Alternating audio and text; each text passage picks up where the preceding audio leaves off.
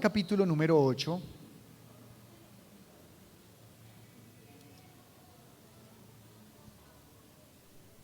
Versículo número 7.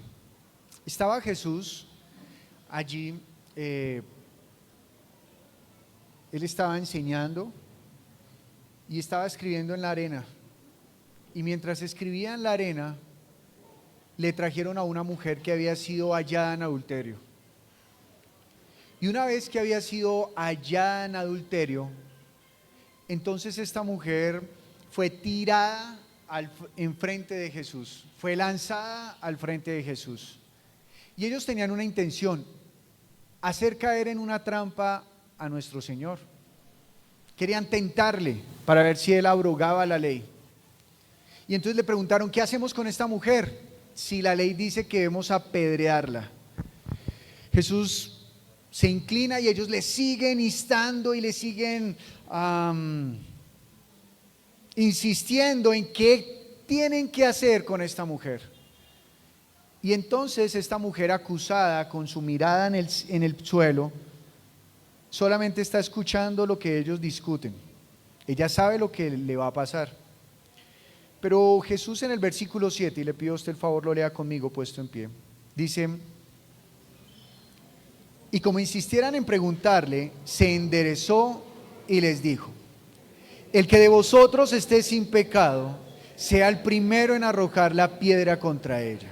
Entonces ellos venían con piedras, dispuestos a apedrear, a sepultar a esta mujer bajo las piedras, porque había sido hallada en pecado. Pero dice el versículo 8: e inclinándose de nuevo hacia el suelo, siguió escribiendo en tierra. Pero ellos, al oír esto, acusados por su conciencia, salían uno a uno, comenzando desde los más viejos hasta los postreros, y quedó solo Jesús y la mujer que estaba en medio. Enderezándose Jesús y no viendo a nadie sino a la mujer, le dijo: mujer, ¿dónde están los que te acusan? Los que te acusaban, ¿ninguno te condenó? Ella dijo: ninguno, Señor. Entonces Jesús le dijo: ni yo te condeno, vete y no peques más. Vete y no peques más. Y esta mujer evidentemente se paró y se fue. Ahora, ¿qué habrá pasado con ella? No lo sabemos. Pero hoy vamos a hablar de un texto que podría reflejarnos qué pasó con ella. Padre, hoy te damos gracias, Señor, porque tú nos has permitido venir a tu presencia. Te doy gracias a los que estamos aquí en este lugar que hoy hacemos templo, y te doy gracias a los que están allí a través del internet escuchando. Yo te pido, Señor, que a todos nosotros, a los que estamos aquí presencial y a los que están de manera remota, tu Espíritu sea hablando a nuestros corazones, y nuestros corazones sean entendiendo el poder de la redención tan grande, Señor, que tú nos has regalado.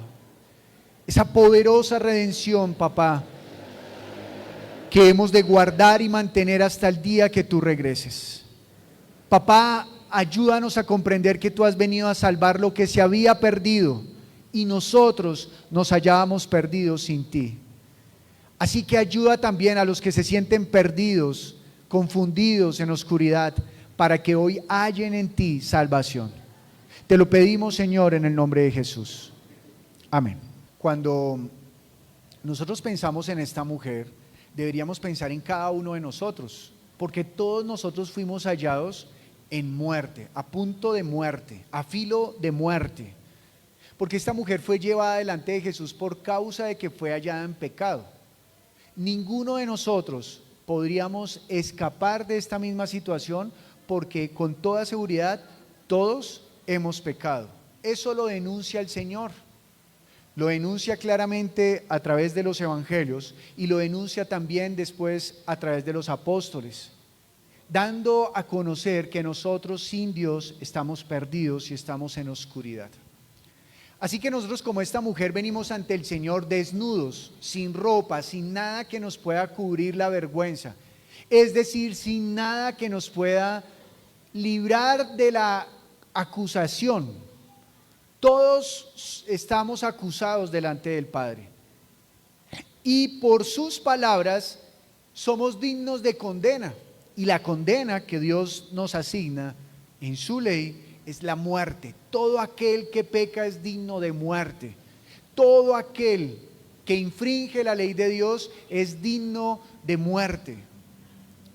Pero Jesús, cuando ve que son los mismos hombres los que están acusando a los hombres, como es el caso de esta mujer, Jesús les dice: bueno, ustedes quieren ejecutar la ley, entonces ejecútela el que esté libre de pecado. Y nosotros constantemente queremos acusar a aquellos que están equivocados. Y queremos, aparte de todo, además de acusarlos, queremos apedrearlos con nuestras palabras que parecen piedras.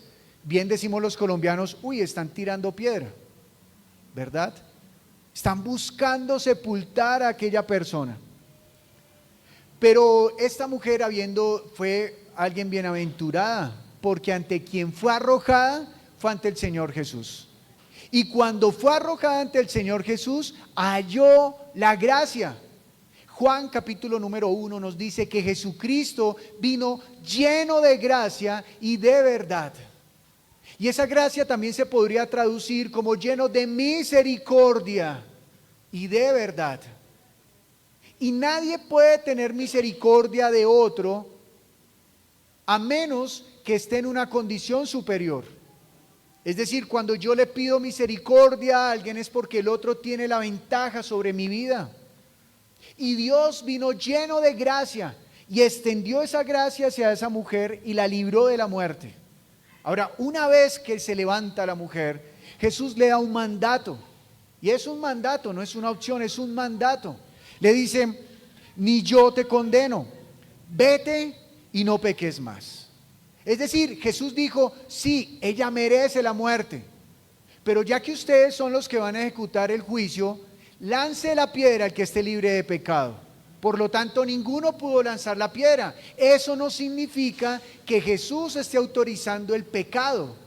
Eso significa que Jesús está diciendo que todos somos iguales y que Él es el que tiene el poder para tirar la piedra y matar. Pero aunque Él tiene el poder para matar, el poder para ejecutar la ira, Él primero le ha placido dar a los hombres la gracia. Una gracia que salva a todo aquel que hemos pecado. De tal forma que en este momento todos nosotros fuimos hallados como esta mujer, desnudos y pecadores. Y ahora Él nos dice: levántate y no peques más. Es un mandato de Jesús: levántate y no peques más. Él quiere dos cosas: que usted se levante de la inmundicia, y dos, ¿cuál? Que no peque más. Que no peque más. Ahora, ¿cuál es el pecado? Pues podríamos decir que apunta a dos cosas. Uno, en principio, que pues ella deje de ser adúltera. Pero para aprender a no adulterar, no necesitaba de Jesús, porque la palabra de Dios ya decía: no adulteres. Así que en principio es: mujer, levántate y pues no adulteres más. Pero lo segundo es que, habiendo recibido la gracia, habiendo recibido la salvación, no vaya a abandonar esa salvación. Es decir, no la vaya a desperdiciar, no la vaya a perder, no la vaya a extraviar. No peques más, yo ya te doy la vida, tú merecías muerte. Esa mujer, aunque llegó arrojada ante Jesús, ya venía llena de muerte, porque era lo único que merecía. Así nos acercamos usted y yo a Jesús, llenos de muerte. Pero una vez que Jesús nos redime, ahora estamos llenos de vida. ¿Usted está lleno de vida? ¿Está lleno de vida? Usted y yo, llenos de vida, ahora caminamos en libertad para Él, porque Él nos dio un mandato. ¿Cuál? No peques más. Así que ese pecar es mantener esa salvación. ¿Y cómo se mantiene esa salvación? Esa salvación se mantiene teniendo una relación con el Padre, una relación con Jesús, como Jesús nos la enseñó. Pero hay una cláusula en esto, y es que seamos solo para Él. Solo le pertenecemos a Él. Solo vivimos para Él. Y eso significa que en Él hallaremos vida para siempre. Es decir, estando en Él, tenemos vida. Dicho esto, vamos a ir al texto que nos corresponde hoy.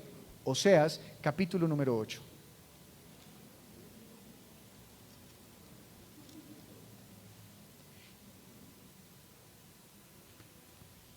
Capítulo 9, perdón.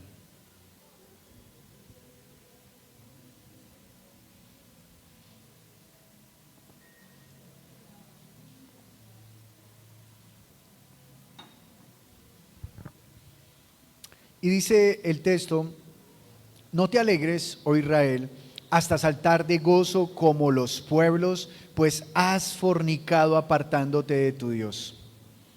Amaste salario de ramera en todas las eras de trigo. La era y el lagar no los mantendrán, y les fallará el mosto. No quedarán en la tierra del Señor, sino que volverá Efraín a Egipto y a Asiria, donde comerán vianda inmunda. No harán libaciones al Señor, ni sus sacrificios les serán gratos. Como pan de enlutados les serán a ellos. Todos los que coman de él serán inmundos. Será pues el pan de ellos para sí mismos. Ese pan no entrará en la casa del Señor. Hasta ahí. ¿Qué está diciendo la palabra de Dios? El Señor está mandando a través de Oseas a decirle a Israel que no se alegre, que no salte de gozo. En este momento Israel, como ya lo hemos dicho en varios momentos, está gozando de una prosperidad, pero esa prosperidad es ficticia. ¿Por qué ficticia? No, no es ficticia, es real. Es temporal, es efímera. Esa responsabilidad, esa prosperidad está a punto de terminar, pero ellos no lo saben. Pero Dios les está advirtiendo. Entonces dice: no saltes de gozo. ¿Por qué?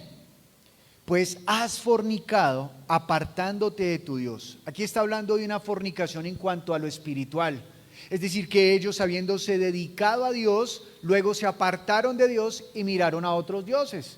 En especial, ese Dios es los Baales, o sea, diferentes señores, diferentes dioses. Ellos estaban inclinando ante ellos. Y Dios los había llevado a una tierra, Dios los sacó de Egipto para llevarlos a una tierra que era fructífera, una tierra que era próspera, una tierra donde ellos podían vivir tranquilos, una tierra donde ellos podían vivir con paz. Allí los llevó. Y Él se encargaría de poner cerco alrededor de la tierra para que los animales ni los hombres les hicieran daño. Es decir, Dios les dijo: ustedes sean mi pueblo y yo seré su Dios, y nada les va a faltar, nada les va a faltar en absoluto. Dios le promete a usted, escúcheme bien, Dios le promete a usted que si usted mantiene pegado a Dios, nunca le va a faltar nada a su alma. Hace 15 días escuchamos que en la Escritura dice que Él es el pastor de nuestra alma. Y si Él es el pastor de mi alma, nada me faltará. ¿En dónde? En mi alma. Y tal vez usted diga: no, pero yo quisiera que Él me pastoreara en todo, incluso en las finanzas, para que nada me falte en las finanzas. ¿Cierto? ¿Sí? ¿No? ¿A ninguno le gustaría eso? ¿Cierto que sí? Pero no. Porque el Señor Jesucristo, cuando se acercó a aquellos que eran fariseos, que eran prósperos, porque una de las características de los fariseos es que eran prósperos, y todo lo que hacían fructificaba, Jesús se acerca y les dice: ustedes son como un sepulcro blanqueado, muy bonitos por fuera, pero por dentro están muertos. Por eso es necesario que lo primero que Él pastoree sea nuestra alma. Que Él dirija nuestra alma a los lugares donde podemos hallar descanso y reposo. A esos lugares necesitamos. Así que dígale: Señor Jesús, pastorea mi alma. Pastorea mi alma, Señor. Que Él sea el pastor de su alma, de sus pensamientos, de su mente, de su espíritu, de su voluntad, que Él lo pastoree. Y dice entonces, se fueron fornicando y amaste salario de ramera en todas las eras del trigo. ¿Por qué está diciendo esto? Porque entonces ellos donde cultivaban, allí donde estaba el trigo y los viñedos, allí comenzaron a levantar altares a los otros dioses. Comenzaron a levantar altares dentro de la tierra que Dios les había dado, asignándoles a esos dioses la prosperidad que habían recibido de parte del único Dios. Y entonces dice el versículo número 2, la era y el lagar no los mantendrán y les fallará el mosto. En otras palabras, todo eso que ustedes ven en este momento próspero será quitado. ¿Por qué? Y ahí está diciéndolo, porque ustedes abandonaron a su Dios. Entonces dice que a Israel, versículo número 3, nuevamente dice, no quedarán en la tierra del Señor, sino que volverá Efraín a Egipto y a Asiria, donde comerán vianda inmunda. Y por eso el título de la prédica de hoy se llama retrovisor. Así, sencillo, retrovisor. ¿Por qué? Cuando usted ha estado en un taxi o ha estado en un automóvil, su automóvil normalmente tiene un retrovisor. Cada día más sofisticados, ¿no? Usted, por ejemplo, si ahora echa reversa, ahora ¡puf!, le aparece un retrovisor diferente al de antes. Ya no es simplemente un espejo, sino es una pantalla mostrándole lo que hay atrás. Esa es la tarea de un retrovisor. Ahora bien, nosotros estamos en este momento en un camino. Y yo le quiero preguntar a usted, ¿usted qué quisiera ver en su retrovisor? ¿El reino de los cielos o a Egipto? Entendiéndose Egipto como la vida sin Jesús. ¿Qué quisiera ver en ese retrovisor? Cuéntele al de al lado qué quisiera ver, ¿el reino de los cielos o a Egipto?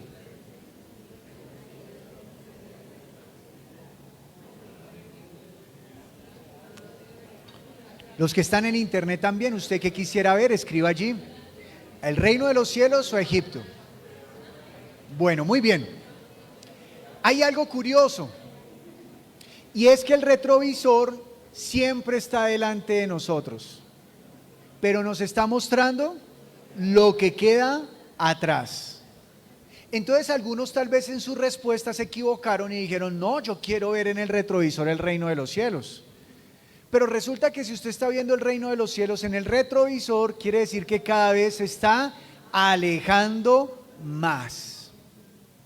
Ahora bien, si usted ve en el retrovisor a Egipto, quiere decir que se está alejando de Egipto y está en el reino. Porque Jesús dijo que el reino ya había llegado. Pero a la vez esperamos la plenitud del reino. ¿Listo?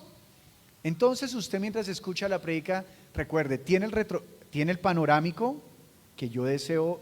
En mi caso estoy en el reino viendo las cosas del reino, pero estoy en el retrovisor y el retrovisor me muestra cada vez esa vida pasada más pequeña, porque si usted entre más se aleja de las cosas, más pequeñas se ven. ¿Estamos bien hasta ahí? Cuando Israel salió de Egipto, ¿qué miraba en el retrovisor? A Egipto. Y delante de ellos, ¿qué estaba? La tierra prometida. Y llegaron en un momento al mar, al Jordán, no, al Mar Rojo primero, y se abrió y cruzaron con Moisés. Pero una vez Moisés murió, quedaron bajo el mando de Josué y con Josué cruzaron el Jordán. Y llegaron a un lugar que se llamaba Gilgal, en donde levantaron el primer lugar de culto a Dios. A ese Dios que les estaba entregando ahora la tierra prometida. Cuán grande es Dios, porque los metió al lugar donde ellos iban a vivir bajo su reinado. ¿Bajo el reinado de quién? De Dios. Así que ellos llegaron a una tierra felices porque Dios estaba por ellos. Y ellos comenzaron a conquistar la tierra, comenzaron a establecerse y todo comenzó a prosperar.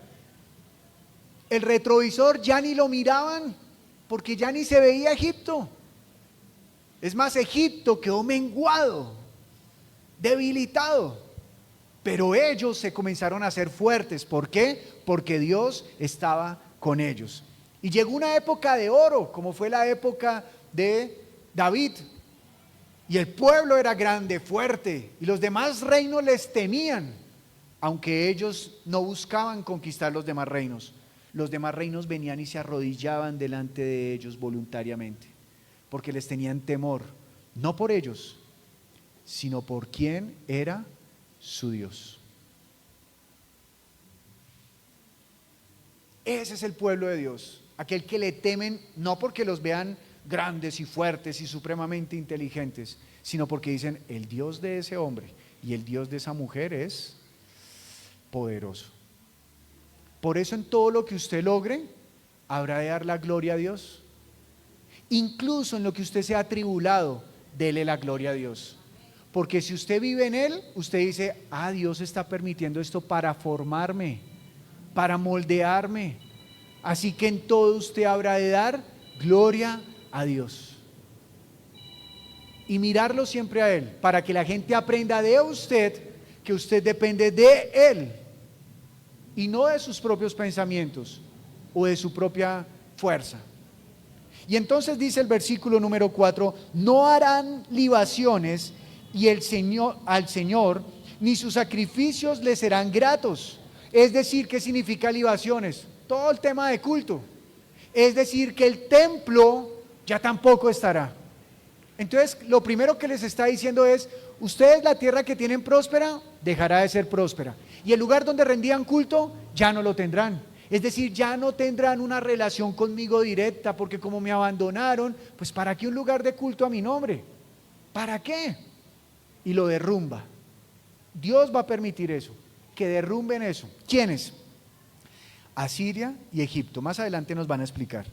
Dice, como pan, ni sus sacrificios les serán gratos. Es decir, que aunque vengan a ofrecer sacrificio, no le es grato. Dios le está diciendo a Israel, aunque ustedes tengan un lugar de culto y ustedes me ofrezcan a mí sacrificio, como su corazón no está dedicado a mí, ese sacrificio no es grato. Eso nos habla a nosotros, ¿cierto? Que si nosotros venimos a rendirle culto a Dios, nuestro corazón debe estar dedicado solamente a Él. Ahora bien, el culto no se le dedica a Dios solamente en este momento, en estas 2 horas. El culto se le dedica a Dios toda la vida, porque su vida fue rescatada de las tinieblas para vivir para Él.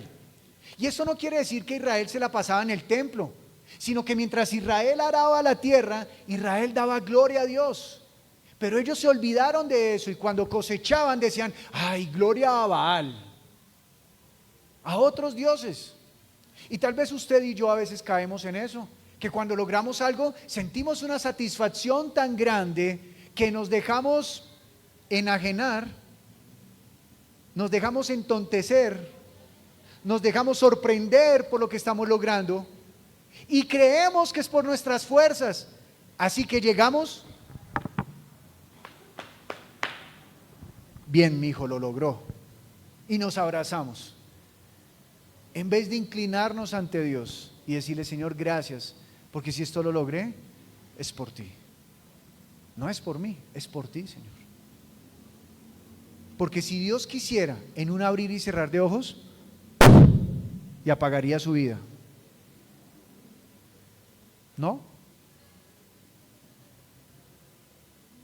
Ya mismo podría apagarla. Y usted podría decir, mis hijos, no se preocupe. Muchos huérfanos han crecido solos. Y no estoy diciendo que deba ser así, sino le estoy mostrando que usted no es necesario. Dios es quien nos hace útiles, no nosotros mismos. Dios es quien nos da la utilidad, por eso nos salvó. Yo vine a salvar lo que se había perdido. Usted sin Cristo está perdido, es inútil, no va a cumplir su labor, aunque usted se sienta satisfecho. Y perdón, le explico esto con todo respeto. Usted puede estar en la mugre y sentirse satisfecho, pero eso no es lo que Dios quiere para usted. Una cucaracha en la mugre satisfecha, ella llega ahí comiendo y apenas se llena, se va y tiene más cucarachitos, miles de cucarachitos, y todos salen ¿a dónde? A la mugre ahí. Pero Dios no desea que usted viva como una cucaracha. Dios lo salvó para que viva como el Hijo de Dios. Él nos ha dado un propósito. Él nos pensó con propósito. Y cuando usted guste lo puede leer en Efesios capítulo número 2. Él lo rescató a usted, lo creó y luego lo rescató para que viva con un propósito. Pero este pueblo olvidó su propósito. Cuando Moisés fue llamado ante la zarza, él le dijo: ¿en qué conoceré que tú eres Dios? Y fíjese que Dios no le contestó que por la señal de la serpiente, que por la señal de la mano que se le podría a Moisés. Dijo: cuando ustedes estén aquí adorándome, ustedes se darán cuenta que yo soy Dios. Claro, Moisés ni se imaginaba todo lo que iba a pasar en Egipto. Y cuando ellos llegaron allá y le dieron gloria, Dios les enseñó que los había sacado de la inmundicia para que lo honren a Él y vivan en su privilegio. Ser del reino de los cielos es un privilegio. Que Él sea nuestro rey es un privilegio. Todo el mundo está buscando rey. Usted y yo se supone que ya lo encontramos. Y ante Él nos inclinamos. A Él le preguntamos qué hacemos y qué debemos hacer. Cuando estamos mal, cuando usted tiene un problema, cuando usted tiene una dificultad en la vida, no se acelere a contestar y hablar. Deberíamos acudir a Él para decirle: Padre o Rey mío, ¿qué hago? Yo estoy en tu reino, no en mi reino. Ahora, si está en su propio reino, pues no le pregunte. Acelérese a contestar. Pero si está en el reino de Él, pregúntele y aguarde hasta que conteste. Porque la palabra también dice que parte del sabio es guardar silencio. Y Dios es sabio y también guardará silencios. Porque quiere que su corazón se consuma hasta que quede puro en el fuego. Y este pueblo no entendió eso. Así que cuando vieron la dificultad, comenzaron a adorar a sus dioses, a los dioses de los otros pueblos. Y ya no iban a rendir culto a Dios. Versículo número 4, la segunda parte dice: será pues el pan de ellos para sí mismo, pero ese pan no entrará en la casa del Señor. ¿Sabe cuál es nuestro pan en este momento? Es Jesús. Pero si nosotros en nuestro corazón, escuche, en nuestro corazón, no en los papeles de la iglesia, ahí en los estatutos de la iglesia dice: Iglesia Viva es de confesión cristiana. No es en esos papeles. Es acá en el corazón. Si nosotros abandonamos o le quitamos espacio a Jesús, el pan que comamos ahora es inmundo y nos podrá satisfacer. Mire lo que dice: y será para sí mismos. Es decir, sí, ellos comerán y quedarán llenos. Oh, qué rico, quedamos llenos. Pero no es el pan que a Dios le agrada. Es decir, ese Jesús del cual nosotros hablaríamos si nos apartamos de Él, Dios el Padre no diría: este es mi hijo en el cual encuentro complacencia. No, diría: ese pan que están consumiendo en esa congregación es un bastardo porque no es mi hijo. Es otro Jesús, es un falso Cristo.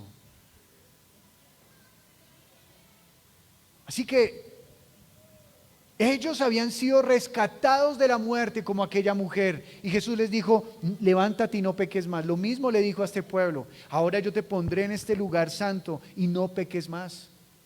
Y les envió profetas y les envió personas que les anunciara. Pero mire lo que pasó, versículo 5: ¿qué haréis en el día de la solemnidad y en el día de la fiesta del Señor? Para nuestros días, ¿cuál sería ese día? ¿Cuál? ¿Cuál sería ese día de solemnidad y de fiesta? ¿El día del niño? Porque Él dijo que seamos los niños del Señor, ¿sí? ¿El día de la madre? Porque Dios es una madre, ¿sí? ¿Cuál es el día de nuestra solemnidad y de fiesta? ¿Qué opinan los que están en internet? Escriban ahí: ¿cuál es el día de nuestra solemnidad y de nuestra fiesta? Pregúntele al de al lado: ¿cuál es el día de nuestra solemnidad y de nuestra fiesta? Solemne es de respeto, de quietud, de guardar silencio, de esperar a que hable quien va a hablar, de respetar absolutamente con temor y temblor lo que va a decir. ¿Cuál es ese día?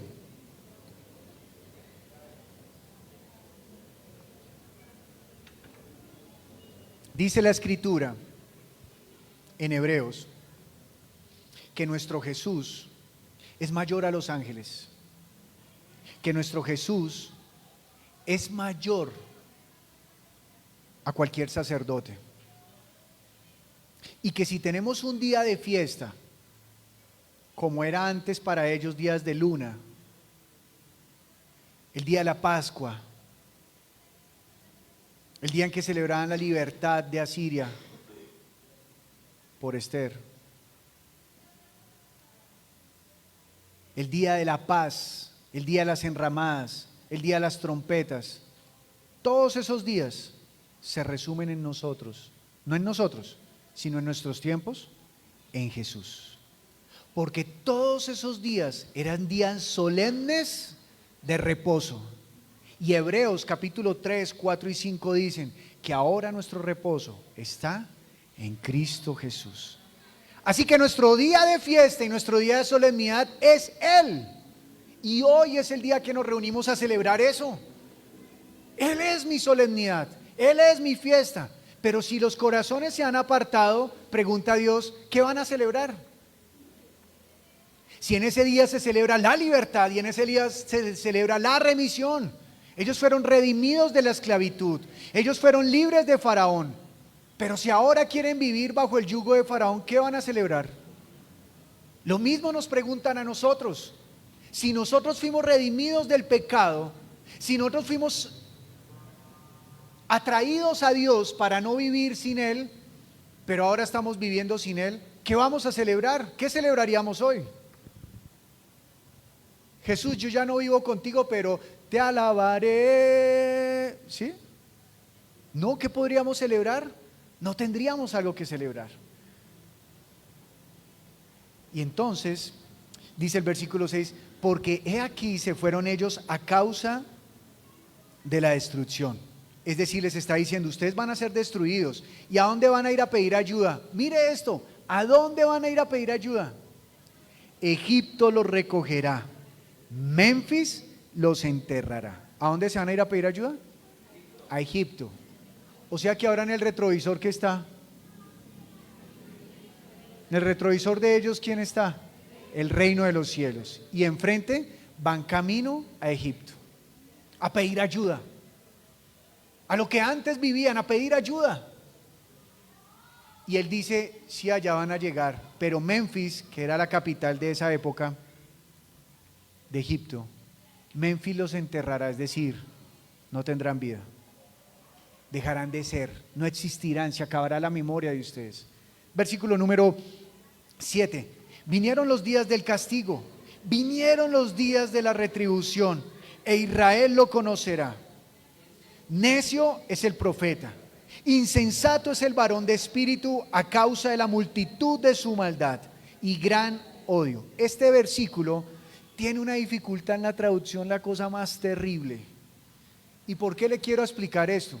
Porque como hay personas que tienen varias versiones, ¿cierto? Y hasta este momento estaban concentrados solo en una versión, y a partir de lo que voy a decir, algunos no se aguantarán ir a mirar otras versiones. Yo les sugiero que se aguanten y lo miren en la casa. Habrán versiones, aquí como lo estamos leyendo, a primera vista pareciera es que como el pueblo se apartó de Dios, ellos ahora consideran al profeta como necio y al varón que tiene espíritu insensato, porque como se han vuelto tan malos, entonces ahora a lo bueno que dice el profeta y a lo bueno que dice el hombre que es espiritual, ¿cómo le llaman? Malo. Y a lo malo le dicen, qué berraquera, adoremos a Baal, a la machera, ¿cierto? Para los que no son colombianos, berraquera en Colombia es valor, valiente, fuerte. Bien. Entonces, la otra traducción, ¿cuál es? Que en el pueblo de Israel habían más profetas, pero los profetas se habían hecho necios. Y los varones de espíritu, es decir, los que eran piadosos, se habían vuelto insensatos. Cualquiera de las dos interpretaciones están dando a entender que el corazón del pueblo amaba lo malo. ¿Y sabe que Jesús también vino a abordar lo mismo? Mire conmigo Mateo capítulo 23, por favor.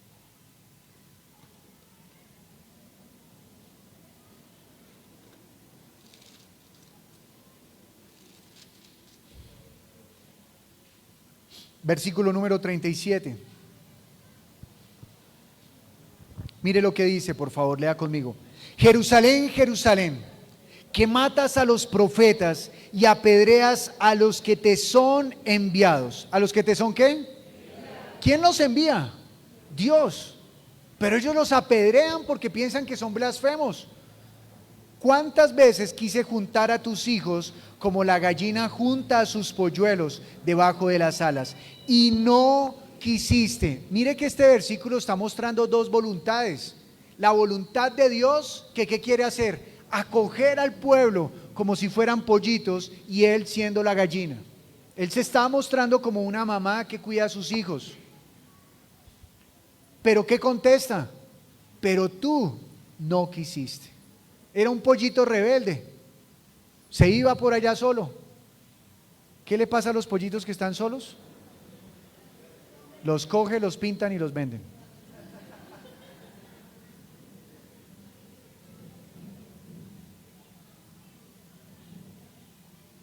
En cambio, los que quedan con mamá cumplen el propósito.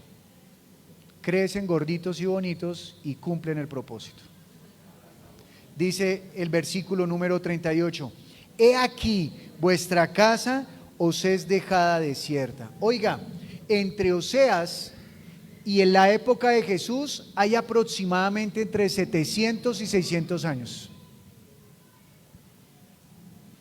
Y Jesús está repitiendo lo mismo que Oseas le dijo: tu casa será desolada. Quiere decir que ¿cuántas veces Dios los llamó a cuentas? ¿Una? ¿Dos?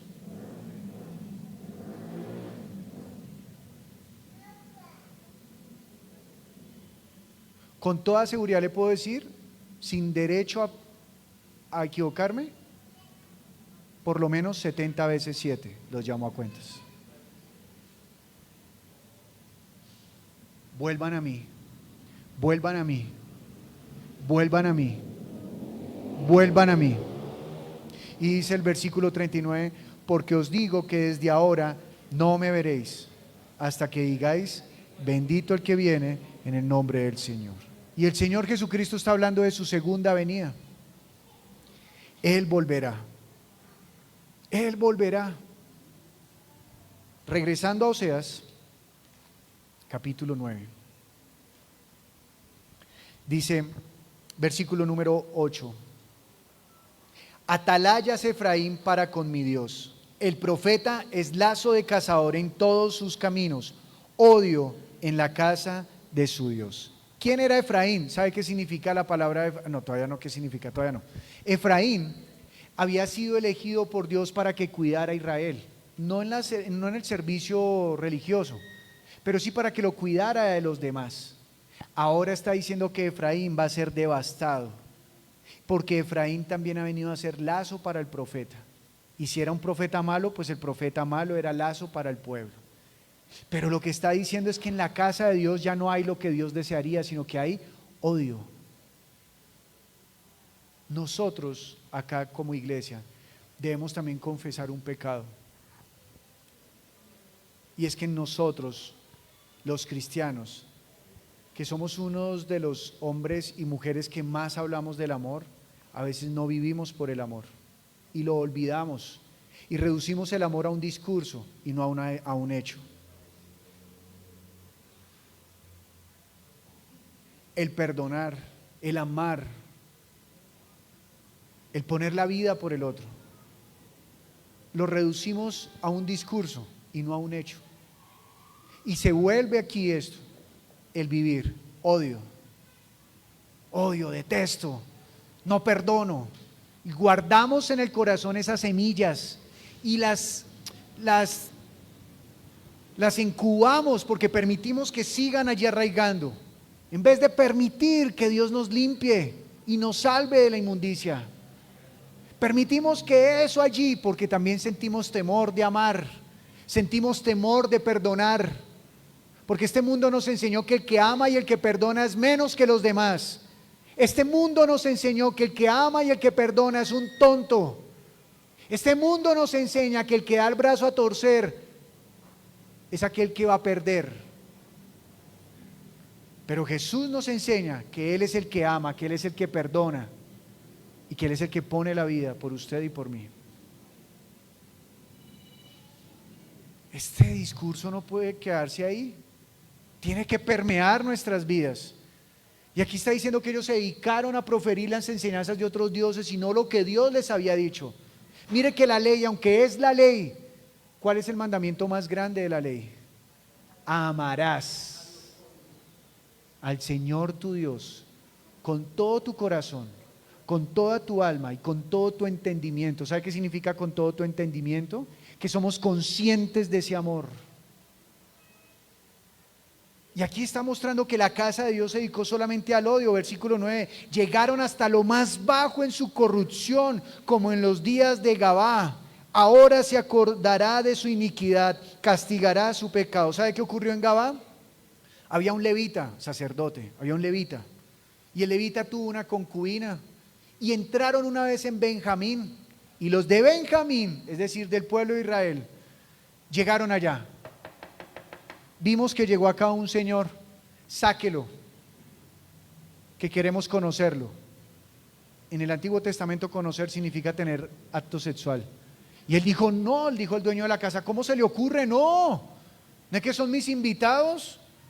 Yo estoy a cargo de ellos. Y ellos a la fuerza no sacaron al levita, sino sacaron a la esposa, a la concubina. Y dice que la violaron durante toda la noche hasta la madrugada. Y cuando él la tomó, murió.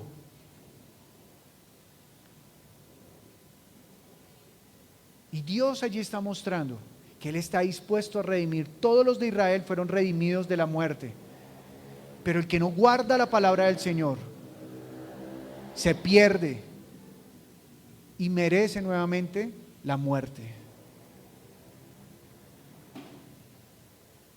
Vivir ante el Señor es vivir a su sombra.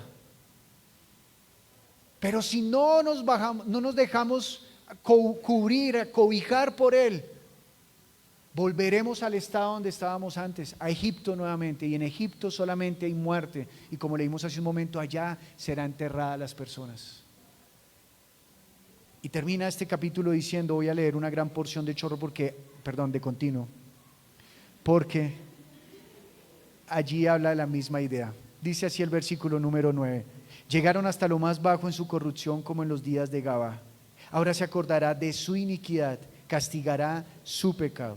Como uvas en el desierto, halla Israel, como la fruta temprana de la higuera en su principio, y vi a vuestros padres. Este versículo de lo que está diciendo es que cuando los vio, que encontró un pueblo lindo para ayudar. No lindo porque no fuera pecador, sino que era dócil, se permitía enseñar. Sin embargo, dice,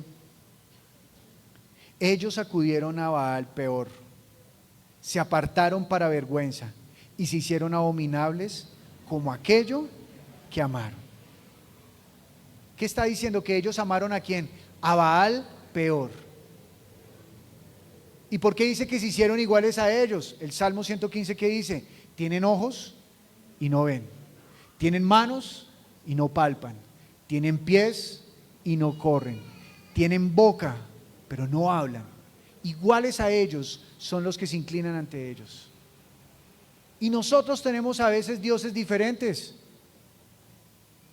Mire, acá hay uno.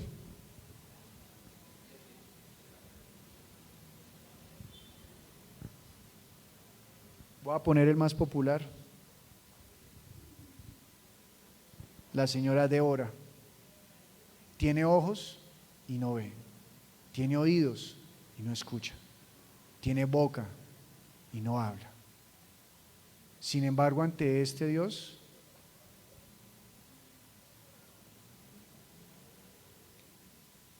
ante Baal peor. Y de muchas maneras, títulos, carreras, iglesias, porque también hay quienes quieren poner iglesias para ganar nombre, o hacer cualquier obra en nombre de Dios para ganar nombre, y no tienen la humildad de reconocer que es Dios, aunque se la pasan diciendo Dios, Dios, Dios, pero Jesús los delató diciendo, me llaman Señor, Señor, y su corazón está lejos de mí. Y este pueblo se había apartado de él. Y dice, la gloria de Efraín volará cual ave, de modo que no habrá nacimientos, ni embarazos, ni concepciones. Y si llegaren a grandes sus hijos, los quitaré de entre los hombres, porque hay de ellos también, cuando de ellos me aparte. Efraín, según veo, es semejante a Tiro, situado en lugar delicioso, pero Efraín sacará a sus hijos de la matanza. ¿Sabe qué significa la palabra Efraín? Efraín significa, acá está apuntado, se me olvidó ahora, fertilidad. Efraín significa fertilidad. Pero ahora, ¿qué está diciendo? Que no tendrán hijos, que serán secos.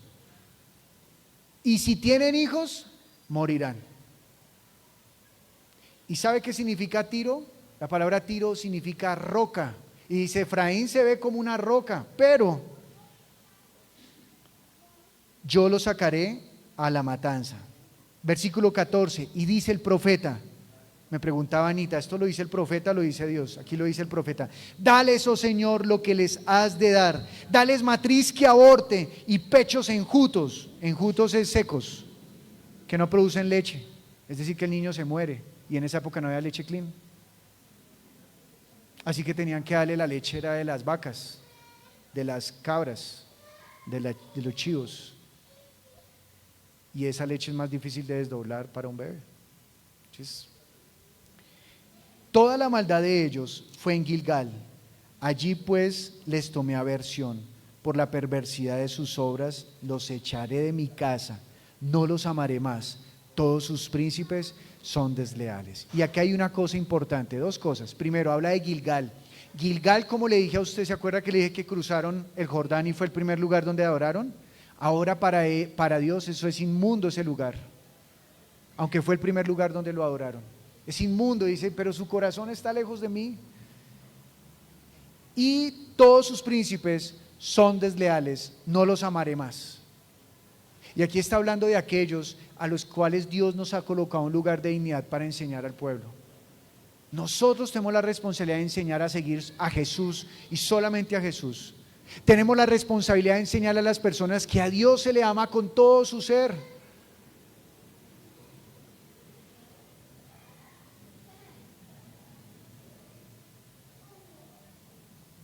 Y tenemos la responsabilidad de denunciar cuando el pueblo se está apartando. Así que termina diciendo el versículo 16, léalo conmigo por favor. Efraín fue herido. Léalo otra vez por favor. Efraín fue herido, su raíz está seca, no dará más fruto, aunque engendren, yo mataré lo deseable de su vientre. Mi Dios los desechará, porque ellos no le oyeron y andarán errantes entre las naciones. Ahora les pregunto, ¿esto solamente es Antiguo Testamento o también es Nuevo? ¿Qué opinan ustedes? Mientras ustedes piensan qué opinan, yo voy a buscar qué opina Jesús. Juan capítulo número 3, versículo 36. Leamos. El que cree en el Hijo tiene vida eterna, pero el que rehúsa creer en el Hijo no verá la vida, sino que la ira de Dios está sobre él. Lea nuevamente conmigo. El que cree en el Hijo tiene vida eterna, pero el que rehúsa creer en el Hijo no verá la vida, sino que la ira de Dios está sobre él. Es decir, que Dios nos está llamando ¿a qué? ¿A que le tengamos miedo? No, no lo malinterprete. ¿A qué nos está llamando? A creer. No, nos está llamando a creer. Nos está llamando a creer. Créale a Jesús. Él es lo mejor para su vida. Amado, decida en su corazón que Él sea su rey. Dele la gloria en todo lo que Él le ha dado. Dele las gracias por todo lo que le ha dado. Puede que usted no tenga la salud excelente en este momento, pero tiene la salud necesaria para venir a rendirle culto. Úselo, úselo. Porque si Dios le ha dado la salud necesaria para que rinda culto y no le honra a Él, ¿para qué la salud? Él le ha dado un trabajo a los que tienen trabajo. Bendiga a Dios por ello, porque está llevando pan a la mesa. Y si usted no tiene alimento, pero nunca le ha faltado, dele gloria a Dios por ello, porque aunque sus manos aún no producen, está llevando alimento a la mesa. Dios lo está sosteniendo. Dios es grande y Él a través de su Hijo ha decidido traer misericordia y verdad a cada uno. Por favor, mis amados, decidamos en nuestro corazón darle todo el honor y toda la gloria a Él. Todo el honor y toda la gloria a Él. Él es el único digno de honra y de gloria. Te invitamos a que te suscribas al canal de Nuestra Iglesia Viva y actives la campanita de notificaciones.